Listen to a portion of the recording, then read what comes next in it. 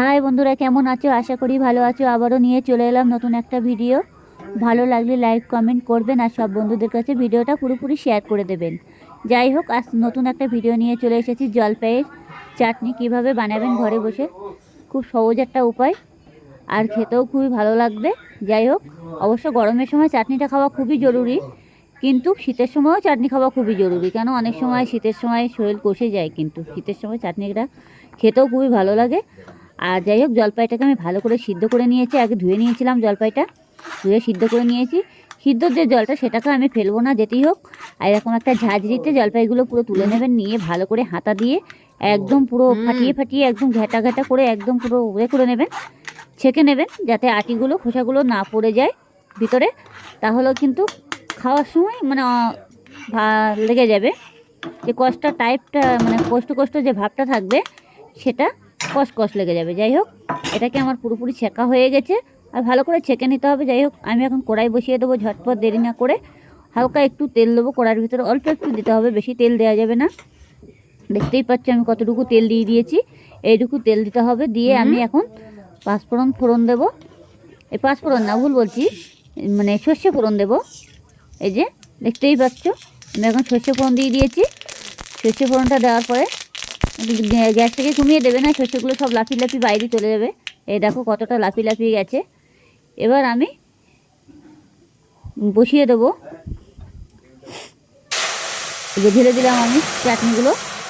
এখন পুরোপুরিটাই আস্তে আস্তে করে ঢেলে দিতে হবে জলপাইয়ের চাটনিগুলো। দিয়ে এখন আমি ভালো করে ফুটিয়ে নেব।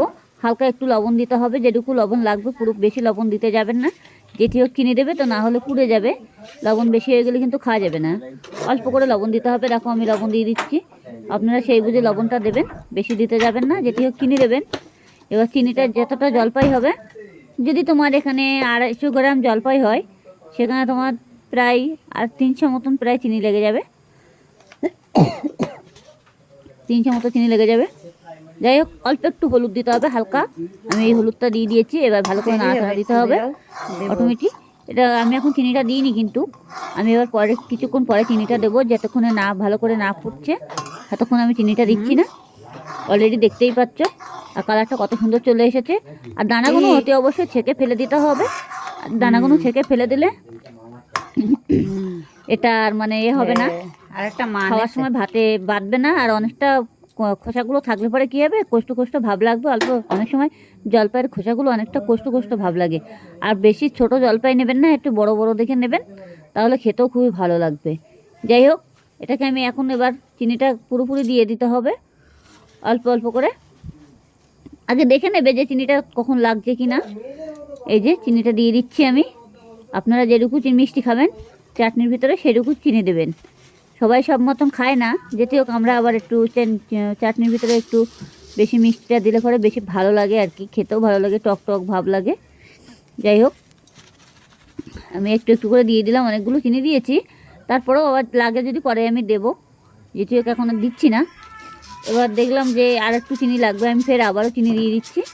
চিনিটা বুঝে দেবে, অল্প করে দেখে নেবে, অসুবিধা নেই। দেখার তো কোনো অসুবিধা নেই, যেটি হোক নিজে রান্না করবে, নিজে দেখতে হবে জিনিসটা কেমন হচ্ছে কি হচ্ছে না, সেটা একটু দেখে নিতে হবে। বারবার একটু দেখে নিলে অসুবিধা হবে না।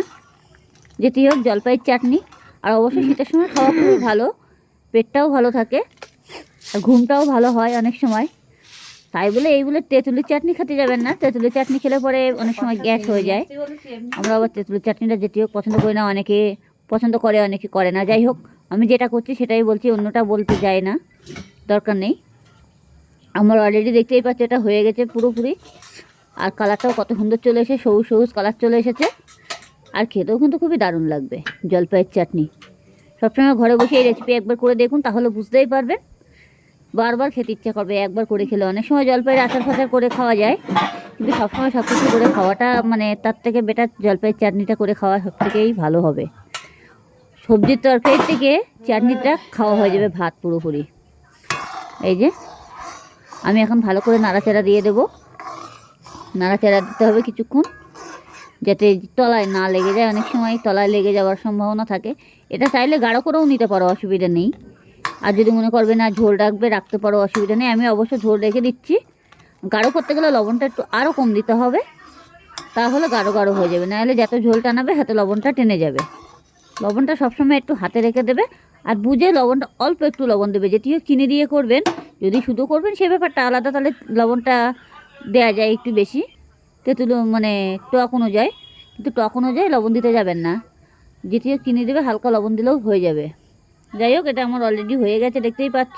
ভালো লাগলে লাইক কমেন্ট করবেন, আর সব বন্ধুদের কাছে ভিডিওটা পুরোপুরি শেয়ার করে দেবেন। এখন আমি গ্যাসটাকে অফ করে দিলাম।